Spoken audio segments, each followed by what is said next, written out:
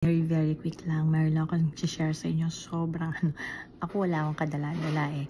So, feeling ko na scam na naman ako. So, mahilig ako mag-order online. I think sa Instagram ko siya na-order. Alam mo yung pouch makeup na parang hinahatak lang na ganun. Tapos, pag inopen mo yung string niya, ladad lang yung mga makeup mo. So, ibig sabihin, in-order ko siya kasi para convenience-wise. Alam mo yan. Pero, ang tagal ko na siyang na-order. Nakalimutan ko na rin yung website. Tapos, eto, nung una, ang sabi na sa Ireland. Papakita ko sa inyo. Pero, chinek ulit ngayon yung update kung ano na yun. Natatrack naman siya. Pero, basta nag-start siya ng Ireland.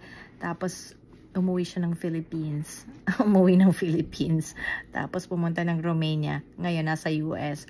So, pero ipakita ko sa inyo. Ay, so, ayan na. Diba? Nasa Ireland. Diba? Ireland. Tapos, nung nakaraan yan, umuwi ng Philippines yan. Tapos, ito kasi from Ireland, parang napunta na ng US, diba? Pero nung nakaraan, ano yan? Ireland, tapos umuwi ng Philippines, tapos Romania, tapos US.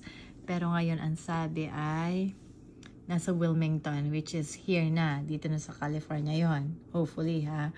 So, tingnan natin. Ang date is 7:30. Diba?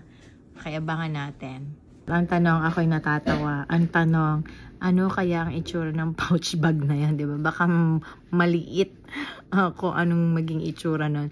So, nasusurprise lang ako sa mga kalokohan ng ibang tao just to make money, just to fool people. Nagagawin ng lahat. Makapang isa lang sa tao. So, but i-update ko kayo kasi may another video ko ng isa pang item na sobrang kakatawa. O sige, yun lang. Bye.